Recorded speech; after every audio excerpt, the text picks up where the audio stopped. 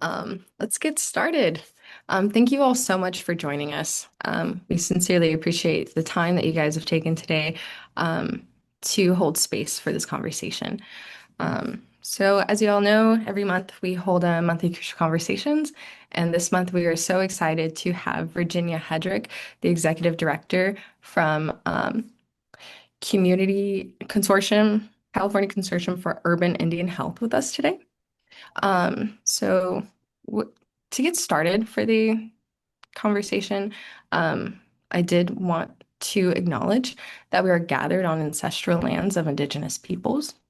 We recognize that this land is taken through colonialization and that generations of Indigenous communities have endured displacement, violence, and systemic erasure. We honor the resilience of Native peoples and acknowledge that the genocide and injustices committed against them should never have even occurred. It is with deep respect and gratitude that we come here today to uplift the work of Virginia Hedrick, Executive Director of California Consortium of Urban Indian Health, and the Red Women Rising Project. These organizations are advancing health equity, culturally rooted healing, and survivor justice for urban Native communities, work that is critical, inspiring, and transformational. We hope today's conversation will not only inform us, but also empower us to advocate, support, and show up for Indigenous survivors in meaningful ways. Thank you for being here and taking the time to listen, learn, and engage in this important dialogue. I did want to give a little background on Virginia before I hand it over to her. Virginia is currently the executive director for CCUIH.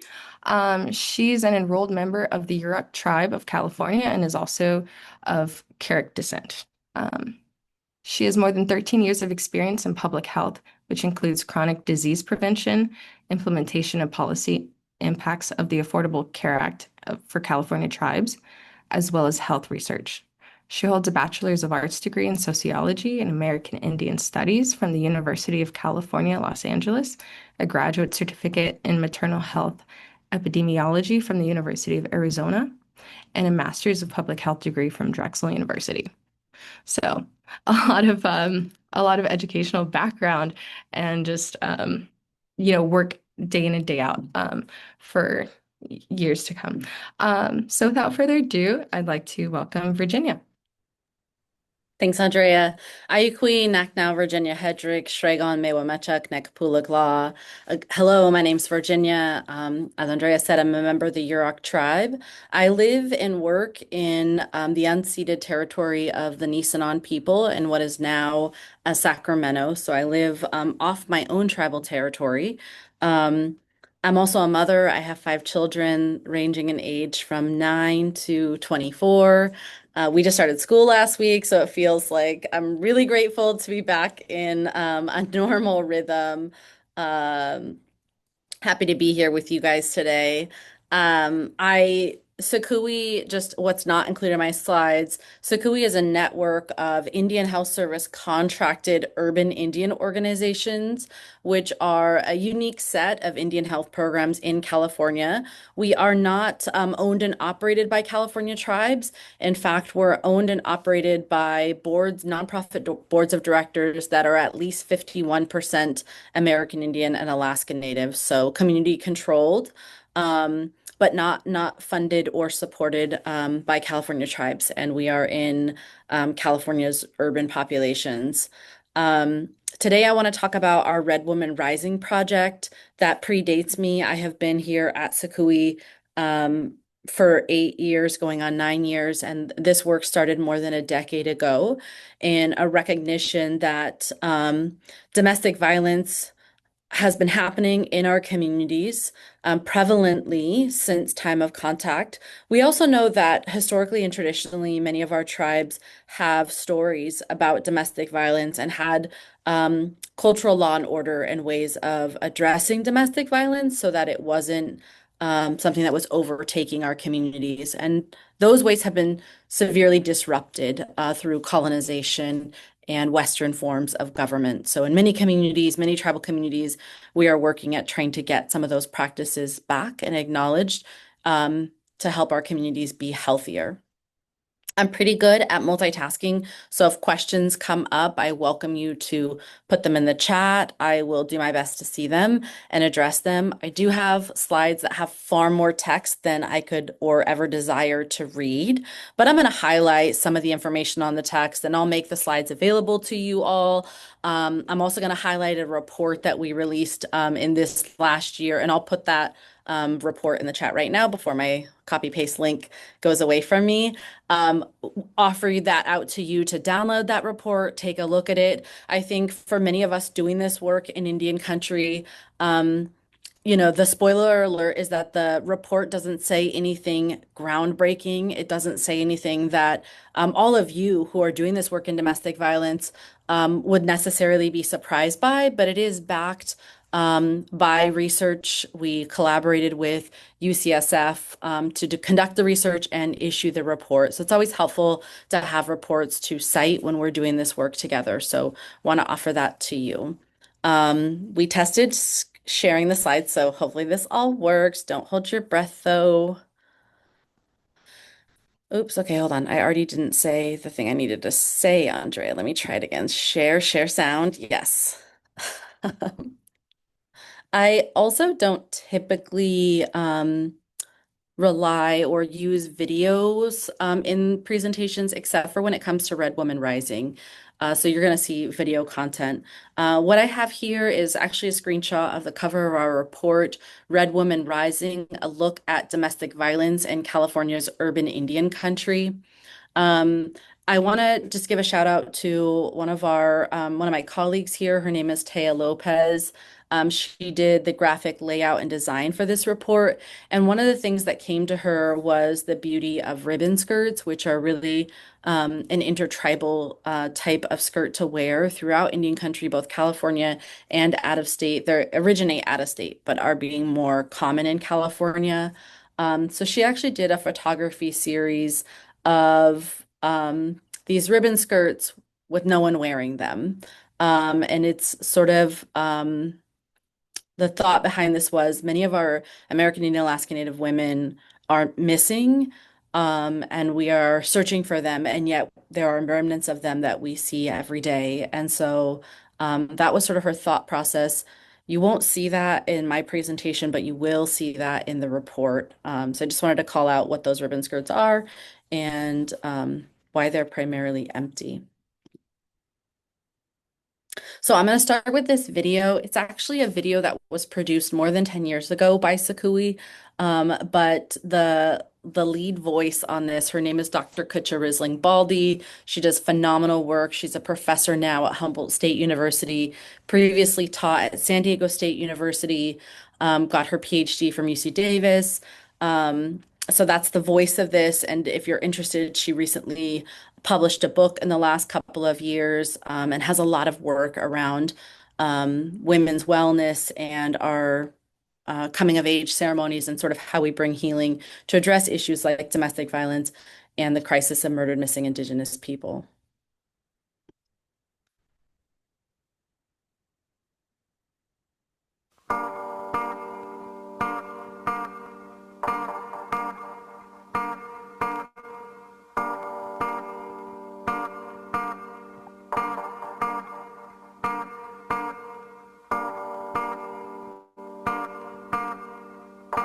I think in contemporary Native communities, we do have a lot of Western patriarchal influence that allows for things like victim blaming, but also this incredible silence that often exists around violence, domestic violence, and sexual assault.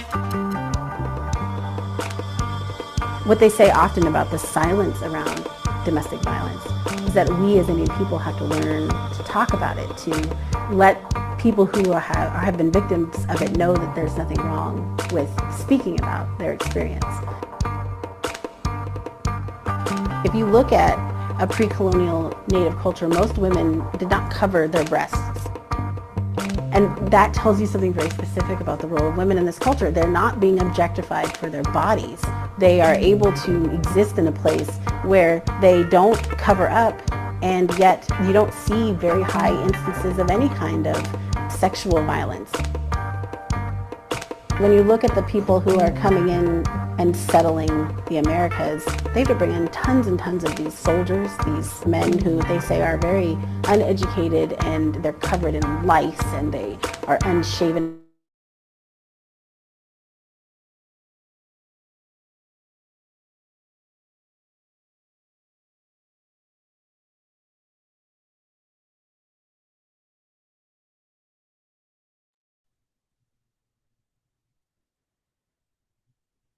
Virginia, it looks like it paused.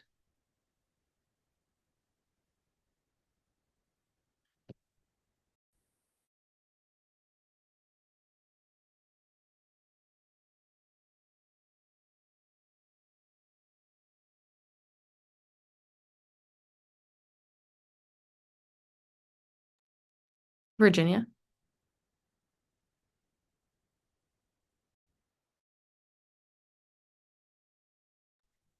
I apologize. I believe we may have lost her. Um, give us 1 minute. She might hop back in.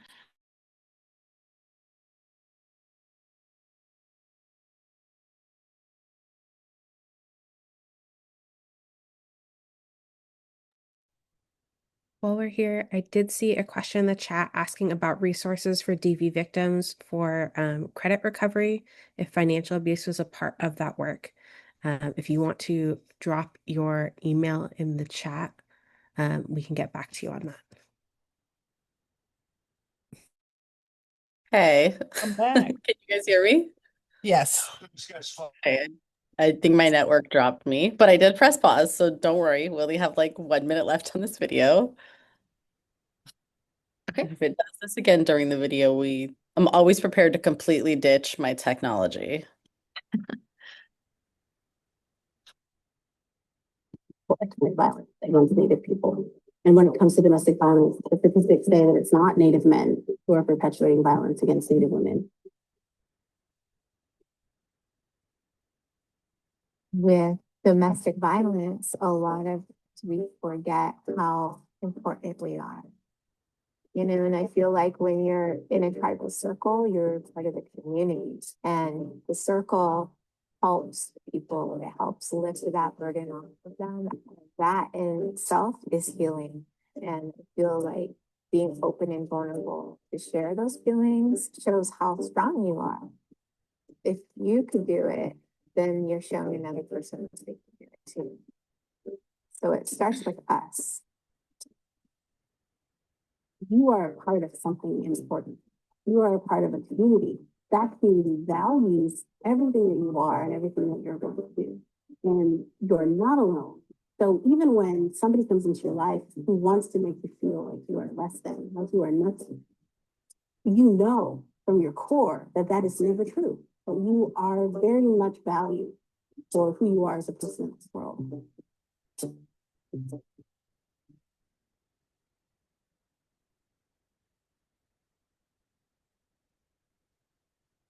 Thank you for watching that video with me. I watch it in full every time that I play it, and I think something different resonates with me each time.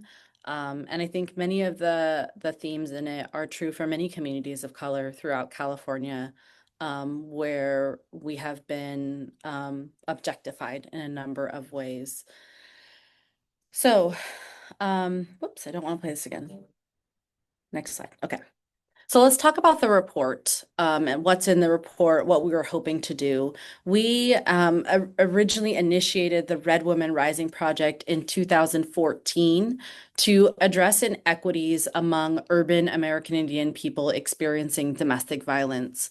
The program really sought to provide culturally responsive resources and training opportunities while promoting holistic approaches to addressing domestic violence. One of the first large things that we released under RAR was a best practices guide for our clinics, for our urban Indian health programs. And the best practices guide really guided practitioners, doctors, dentists, MAs, on how to identify domestic violence, but also how to be culturally responsive in responding to that care within a clinical setting.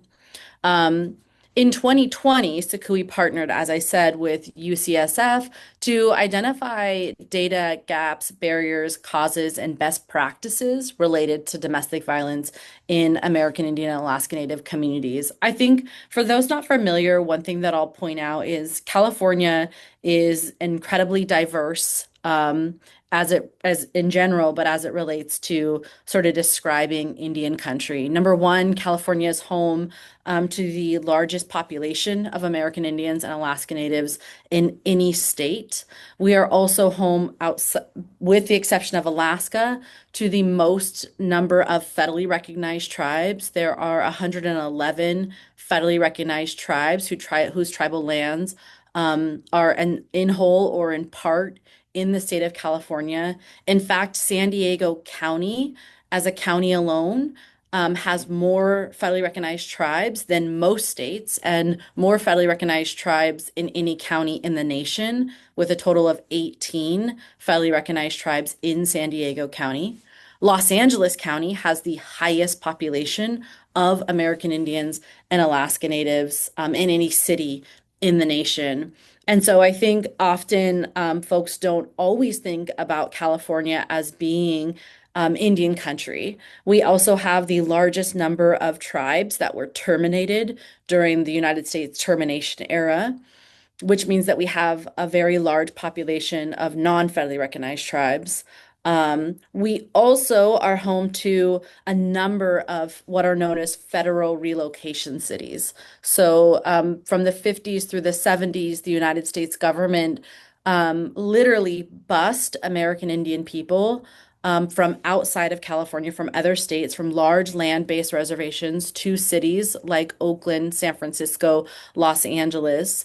In the promise, it was billed as a vocational opportunity, and the promise that these American Indian people would move from Navajo Nation to Los Angeles in the pursuit of education and employment opportunities. What really happened during that time is they were offered the opportunity to sleep on the pews of church floors. Within a couple weeks, they were then pushed out to sort of figure it out on their own. So that's one of the reasons we have really large populations of American Indian people in our urban settings, and also why we're home to a large population of American Indian Alaska Natives whose tribal backgrounds are not from within the state of California. So that's one of the nuances about the work that we do at CCUIH. It is intertribal, and we hope to capture and have our materials be culturally responsive to an intertribal group of people. Our goal with the recommendations of the report were for decision makers at all levels to focus on upstream and downstream policies that address prevention, intervention, and healing for domestic violence in American Indian communities. The research methods that we included were a literature review, interviews and surveys, and a series of youth workshops. And the youth workshops were actually youth-led. At the time, we had staff here at CCUIH that ranged in age from 20 to 24, and they led the youth workshops with youth 13 to 17. So sort of the executive summary of the report is we did find that there's a disproportionate impact of domestic violence for American and Alaska Native communities in California. We also found that there's barriers to services. Participants documented experience of racist treatment by law enforcement, court personnel, and social services providers, including inadequate responses to family violence incidents. Of course, we sort of had to place this in the historical context. The genocide of Native peoples is a parallel history to the history of violence against Native women in terms of the dynamics where the abuser and the predator exert power and control, similar to the history of genocide and colonization. And that's a direct quote from a domestic violence advocate. The report emphasizes the need for culturally responsive domestic violence services, programs, and providers that address connected symptoms of poverty, substance use disorder, and barriers to care.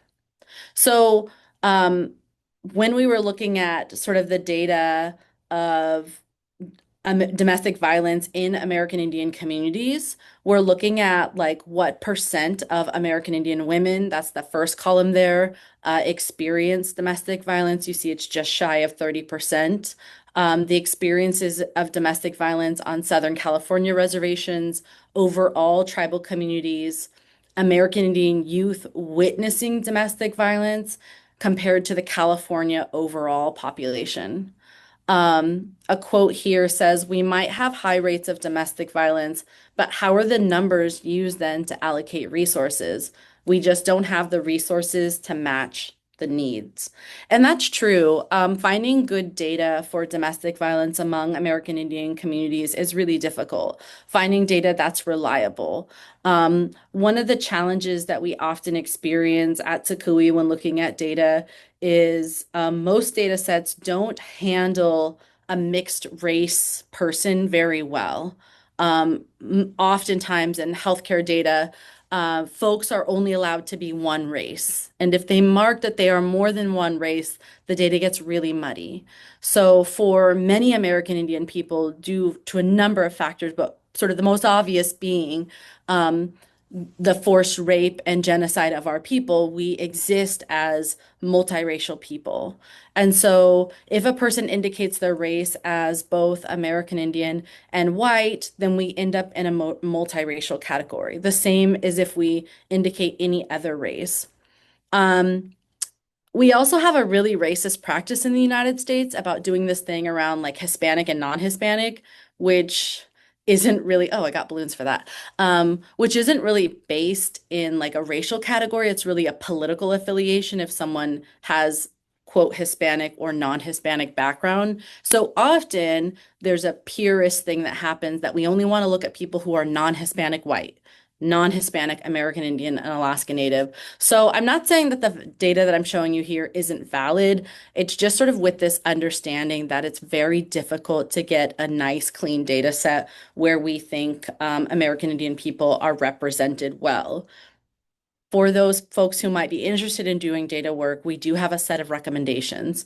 So CCUIH always recommends that to count American Indian people, we should be counted as both those who only identify as American Indian Alaska Native and those who identify as another race, one or more races. In the census, you call this alone or in combination with another race. And due to the specific historical interactions with Spanish colonization of California and the Spanish missionaries, we also recommend that you include Hispanic and non-Hispanic when doing any counts of American Indian people. So what were some of the service gaps and access barriers? Surveys with more than 500 tribal community members documented instances of racist treatment by law enforcement, state court personnel, and social services providers, citing delays and disrespectful responses to domestic violence incidences. There is deep jurisdictional issues as it relates to complexities between tribal, state, and federal jurisdictions.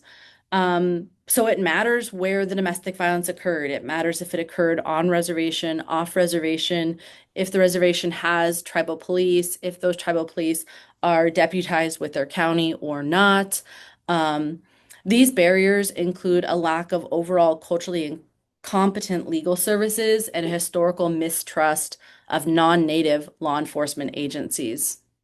Other barriers around limited resources included limited awareness, availability, and quality of services, as well as logistical challenges such as transportation barriers and distance to reach help. California callers to, and I see Halana, you're on, to the Strong Hearts Native Helpline cited accessibility, transportation, and finances as major barriers to accessing care.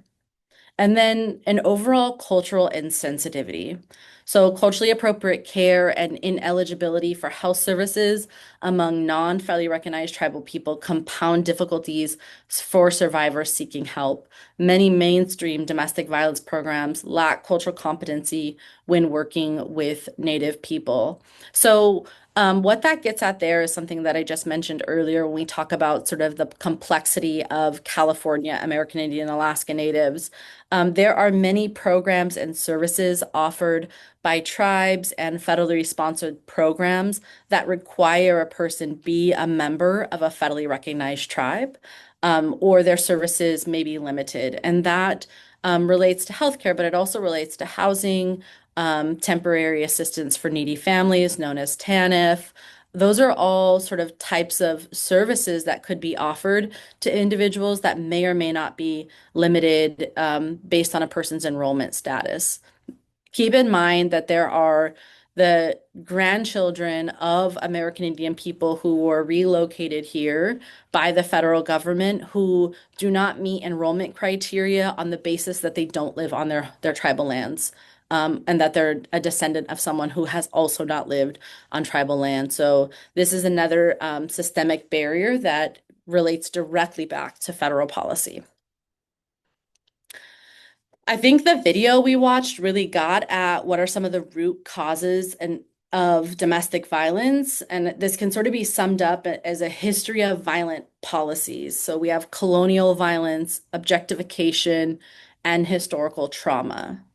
And how those policies were codified by federal law, by state law. In the state of California, there was a period of time where there was a bounty paid for the scalps of American Indian people, where people were literally paid to kill American Indian people. So when we think about the roots of domestic violence, we can look at our own California laws, our own ways of treating the Indigenous people of California to find a direct link between state government and violence.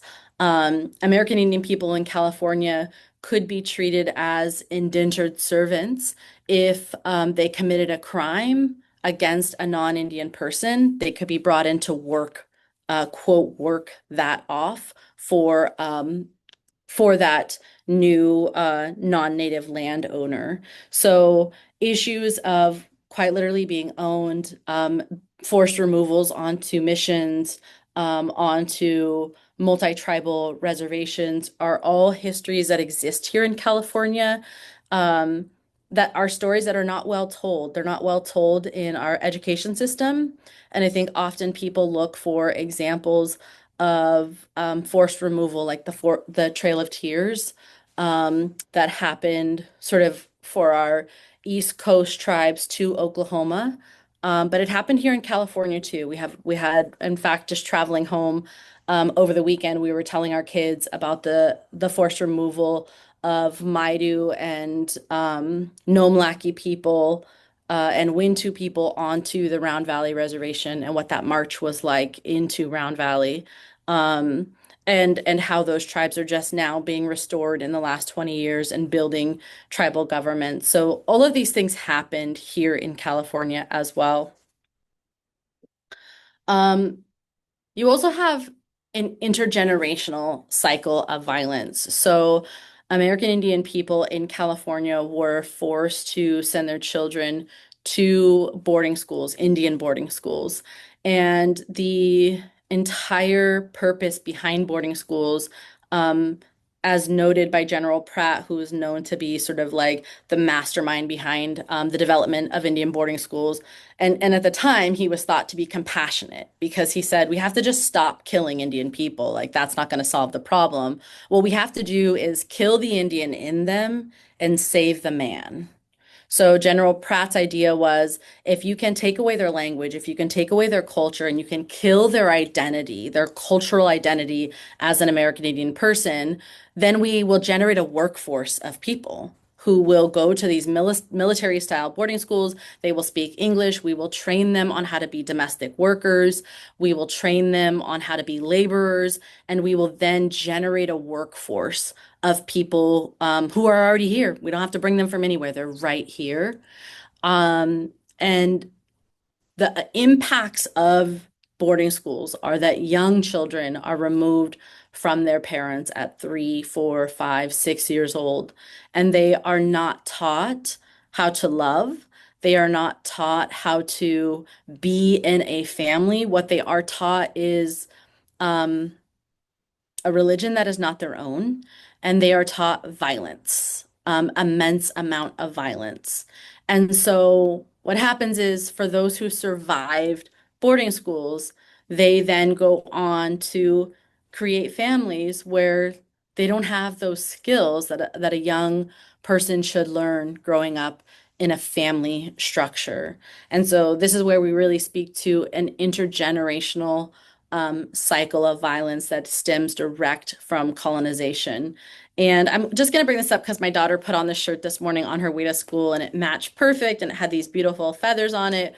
Um, and it said Native Children Matter. And it was a bright orange shirt. And she's 9 and she's bubbly and she's sweet. And I said, "Do you know what the shirt is that you're wearing?" Because she's always stealing my event shirts. And she's like, "Not really, I don't know."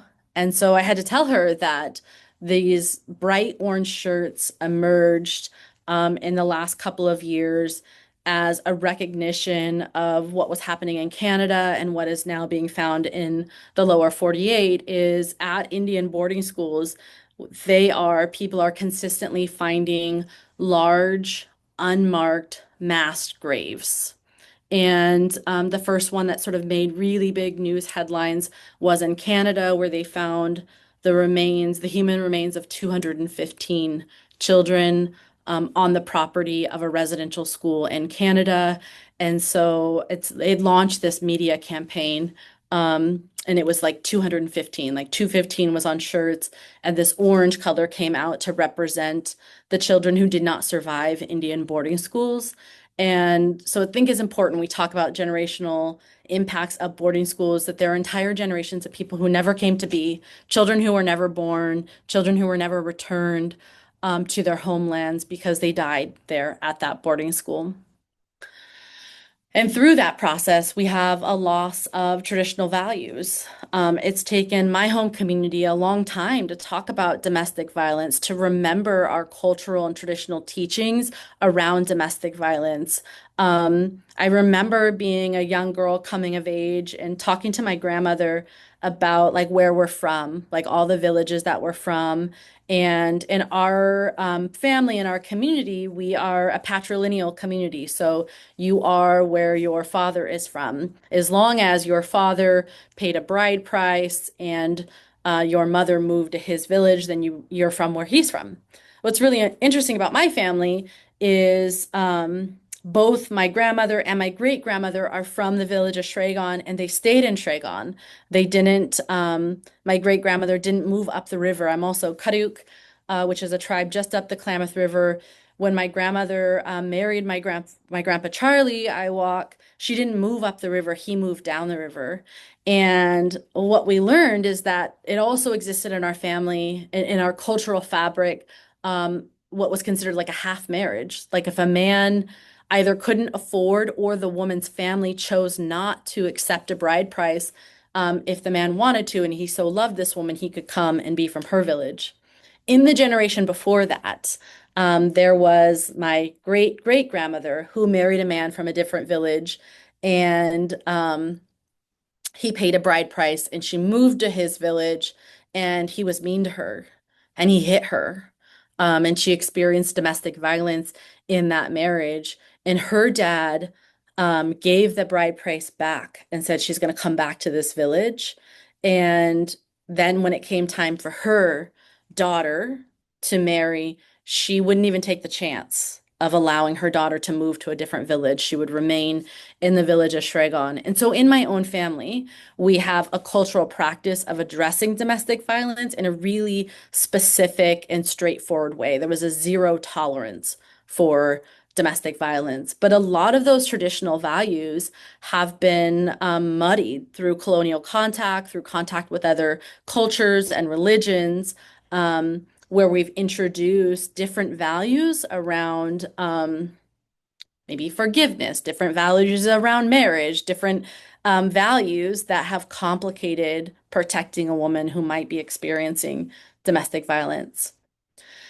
And we know that violence can be experienced in generational patterns. And so when I can, I'll read directly from a DV survivor. And they said, "Unfortunately, I've experienced it.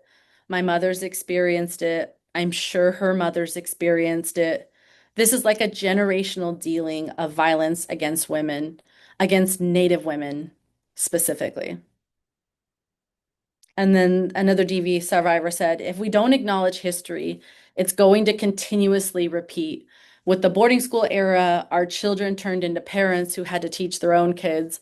It's caused a trickling effect to our generation.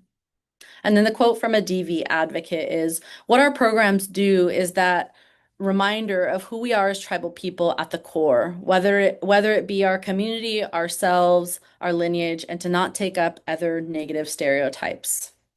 There are other risk factors or things that create barriers to care, such as geographical isolation for some of our tribal communities, urban displacement, where you have American Indian people living in an urban environment where they don't geographically have a close-knit community to support, and then economic barriers. There's a lot of poverty. This quote says, especially in our communities, families have been fragmented. There's a lot of poverty. The social dynamics of poverty and housing makes it really hard for families to take relatives in so that they have a safe place to go.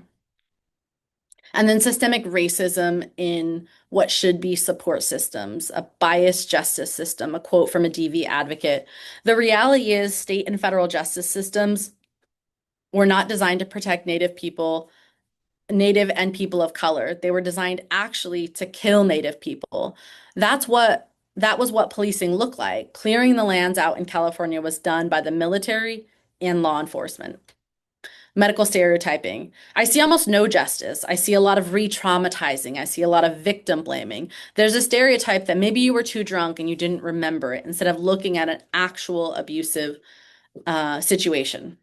And then this is, sorry, my slide's messed up here, but it says, assuming one's ethnicity based on what they look like is a problem when it comes to interaction with law enforcement, courts, and when people pass away and the morgue is working with law enforcement to try to identify a Jane or a John Doe.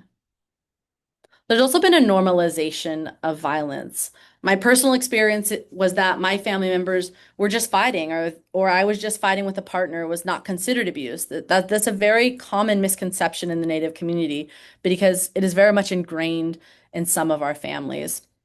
From a DV survivor, I feel like maybe us Natives, maybe we could be more open if we had more services where we could go to talk about things. It's like a norm not to show your emotions. Other risk factors and vulnerabilities, the prevalence of domestic violence. In a statewide survey, 28% of American Indian Alaska Native participants reported experiencing physical or sexual violence since age of 18, compared to 15% in the overall population. A 2012 study in California urban areas revealed 84% of AIN youth witnessed domestic violence, where a 2011 study among Northern California tribal youth showed 42% witnessing family domestic violence. And American Indian Alaska Native new mothers face double the likelihood of reporting psychological and physical interpersonal violence compared to overall rates, according to a 2019 report. There's also accessibility challenges to accessing online services, safe housing, and youth services. Our Red Woman Rising website that we host actually has a safe exit button. So if someone is searching on Red Woman Rising, they're either submitting that they need access to care. We are not a direct service provider. We see ourselves as linking folks to care, so we can link folks to an Indian health program, to traditional healers if they need it. Since the development of our website, CCUIH has also launched a warm line, a peer support line called the Red Line, where folks can call or chat into our Red Line, and they'll be linked to services there as well. So just backing up everything that we said as a summary here, and apologize, my slides are getting a little wonky. We have cultural barriers, trust issues, geographic isolation, economic challenges, and then overall jurisdictional complexity sort of make this, it's displayed here as a pyramid, but I don't think that's giving really even weight to the issues. The idea is just to say it's like sort of all of these things stacking on top of each other create barriers to accessing care. And we're running down on time, so I'm talking a little bit faster, but I do want to make it through the content here. There are 8 priority action areas that we've identified for domestic violence prevention. 1, confront systemic challenges, address existing structural and systemic barriers hindering DV survivors' access to essential services and resources, address community impact, evaluate the current ramifications of historical violence and ongoing systemic violence on DV within American Indian communities. Value Native knowledge, acknowledge that American Indian Alaska Native traditional practices for DV survivors, and utilize Native identity as a source of strength and healing and community cohesion. Expand cultural services, advocate for culturally tailored programming, services, and resources to facilitate community healing and support for DV survivors. That's actually a really core tenet of CCUI's policy work, and we recently got to the state of California to get approval from the federal government to allow Indian health programs to bill for traditional healing services through the state Medi-Cal program. It's really nuanced. It's only for people with substance use disorder, but it's still a really big win to have the state acknowledge traditional healing services on an equal footing as Western medicine. Enhance essential services, prioritize resources for urgent DV service needs, particularly focusing on addressing issues related to poverty, behavioral health, and substance use disorder services. And there's a lot of really great organizations doing this. Strong Hearted Native Women's Coalition is one of them. Indigenous Justice, which is a nonprofit that has formed in the last 10 years, they actually have been offering a guaranteed income pilot program for people who have experienced domestic violence. Support prevention, implement culturally specific DV prevention education and programs tailored to American Indian communities. Invest in partnerships. I think this is potentially a new partnership between CCUIH and Black Women Revolt. It's really creating allies across the fields. We're all sort of experiencing something really similar, and it's possible that some of our approaches can be shared. And align the policy with needs. Engage American Indian Alaska Native DV experts to inform policy decisions, establish flexible funding mechanisms, and develop holistic approaches to DV. Some of the policy recommendations: engage tribal and urban leadership, collaborate closely with tribal and urban American Indian leadership to implement initiatives to protect American Indian communities.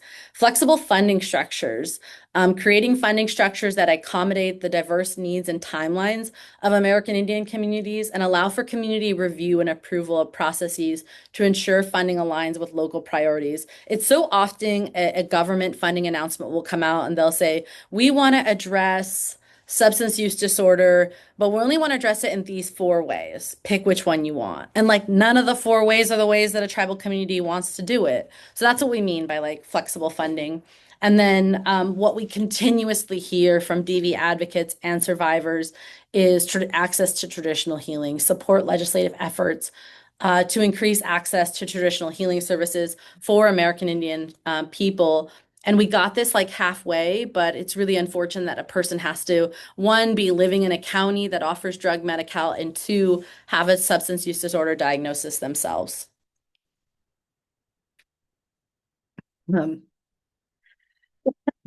Finally, we have not abandoned our Red Woman Rising project, but we are in some ways shifting. Something that we have heard throughout community is this is an issue that does not only impact women, that this is an issue that impacts men, it impacts children, it impacts elders, it impacts whole families.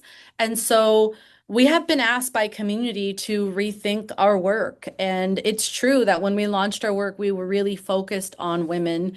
And I think that will always remain a focus area. But we have launched a new campaign called Rising Together.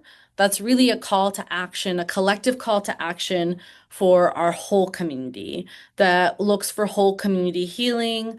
We're continuously trying to grow our program. We're always looking for additional funding. In fact, I'm the executive director of CCUIH, and I'll tell you that our RAR and Rising Together program are our least funded program, and our program that always comes with the most short-term limits. I'm talking like 3 months, 6 months, 9 months, 12-month funding. So it can be really difficult to build a program when you have those kind of constraints. What I didn't talk about in this presentation, and I'm really sorry for this tech issue, what I didn't really talk about in this presentation and really warrants a whole separate presentation is the link between domestic violence and the phenomenon of missing and murdered Indigenous people. There is in California and nationally, and frankly, globally, um, and it doesn't only impact Indian women. I actually know that this disproportionately impacts Black women too, where our women go missing. They're missing or murdered, and their cases go uninvestigated. They go with no media attention. We are literally not the poster children that they want to put forward for missing people. And it's something CCUIH has worked to try to raise awareness around alongside of other organizations and tribes who have been prioritizing this. Sort of monitoring and addressing the crisis of MMIP, it's right in line with addressing domestic violence. We are always tracking any California legislative developments, always advocating for victim services and also funding for programs like Strong Hearted, who do offer direct services, and joining community actions when we have the opportunity and helping others feel ready to show up in those spaces where community voices are needed. I'm gonna stop share and just come over here because I know we just have, Andrea, just a few more minutes. And I wanted to just leave room. I know you had a couple of questions. If there was something that I didn't talk about that you were hoping I would talk about. Yeah, I'd like to leave it open to the community here first to see if they have any questions that we can answer for you.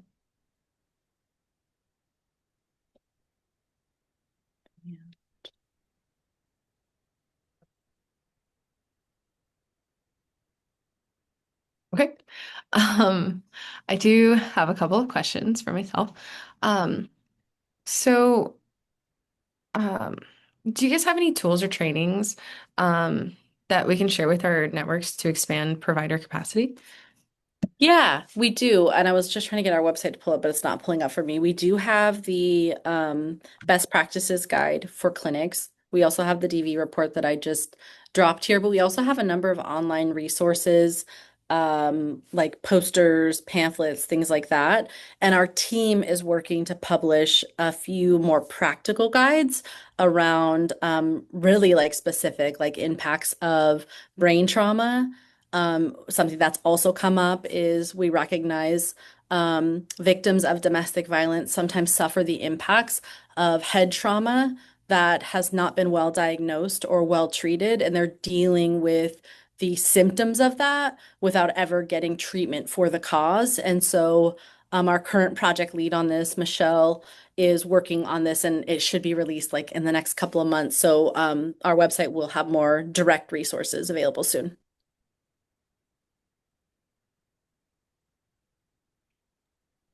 I so appreciate you pointing out that head trauma or that strangulation risk because it is definitely something that when we intake for clients, we name. And I also wanted to ask for people who might be watching that might be in a college space, what specific youth programs do you have available that they could put up in their community centers or spaces to get connected, either as a young professional, or just as a student who might be living with some of these issues or realizing that they've been impacted by them, now that they're sort of processing being a young adult away from home. Yeah, so great question. The immediate resources sort of like the visuals. So we have posters that sort of call out thinking about domestic violence, working towards healing. But really the link would be linking them to behavioral health support within the Indian health care program delivery system.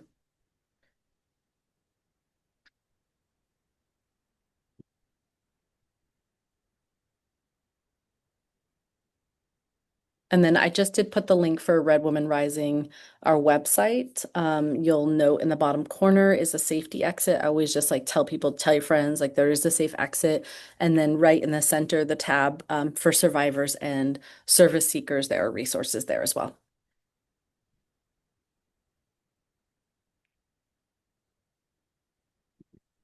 So I think all of us in this room, oh, Yeah, we hold on. just go into, or, Great question on oh, Rising Together. We have not yet launched any of our materials. I do know that I have a team in there in LA today, working on the closeout of Illuminative and getting some additional resources. So I don't even think we have our Rising Together information online yet, but I would love to connect you with our staff. I'll put her email here. Um, so I think you would be the best person to connect with her.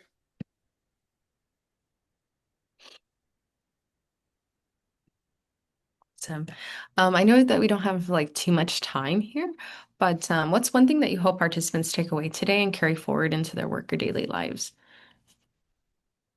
I think the presentation and the data is sort of a downer, right? But what I really hope people take away is like there's opportunity for healing, there's opportunity for coming together. There's so many great people doing this work. No one doing this work is doing it alone. And folks who are experiencing domestic violence shouldn't have to suffer in silence or be ashamed or carry that stigma when trying to access services. And, please see CCUIH as a resource and our Red Woman Rising project as a resource in uplifting the work that you're doing, whether or not it relates to the American Indian Alaska Native community. Awesome. Does anybody else have any other questions, comments?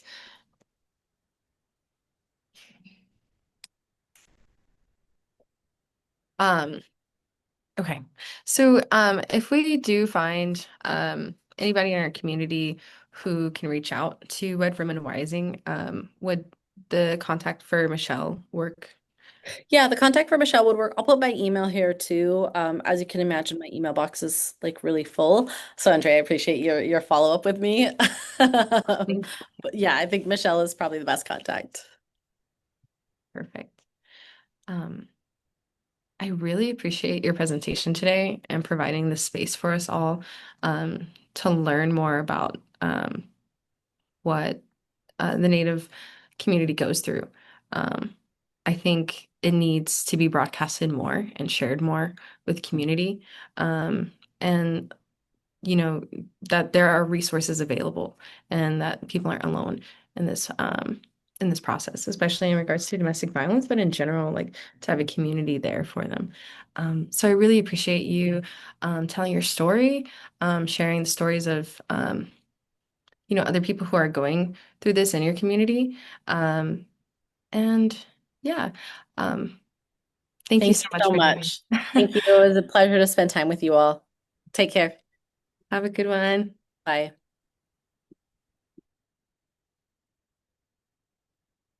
Bye, everyone.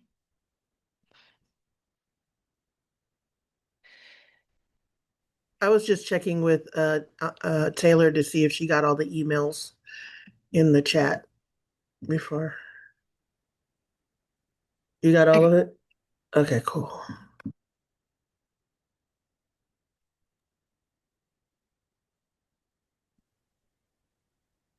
And oh, okay, Mr. Haynes just popped out. I was gonna say, I cleaning them out. You don't want to start talking about business with people who are not in the company on the Zoom. mhm, So I was taking them out. So I'm not sure what they were doing or whatever. yeah. That I was am me. so excited to share that one with I had a couple college contacts email back and say they couldn't be here, but this is one for sure they want the recording of. So lots of parallels. Smaller attendance for sure, but so many parallels. Well, my new thing is smaller attendance is gonna get no attendance because we're not gonna keep doing this for 5 and 10 people. It's a lot Yep. of staffing time. It's a lot of community time, and quiet as it's kept the people that you're emailing them to. We get 4 visits to the viewings of this after it's broadcast. Mm. So it's not really time efficient. So people do a lot of talking, but clearly they're not utilizing it. So, okay, I will let y'all get back to what you're working on. Thank you for getting those letters out, Taylor. I'm about to circle back to Monica. Mhm, I need to make sure stuff is actually getting done and getting done again timely. mhm. If we ask you guys to do something, I don't need a draft at the end of the day. I need to know that it went out. So I'm about to check in with Monica and then everybody should take lunch. You guys haven't had lunch yet, right? Mhm. Yeah, take lunch and then I will give Monica a call now since she just got here, so I'm sure she won't be taking lunch now. And thanks, Andrea. I know this was a lot in the middle of a lot. Thank you. All right, I will check in with you in a bit.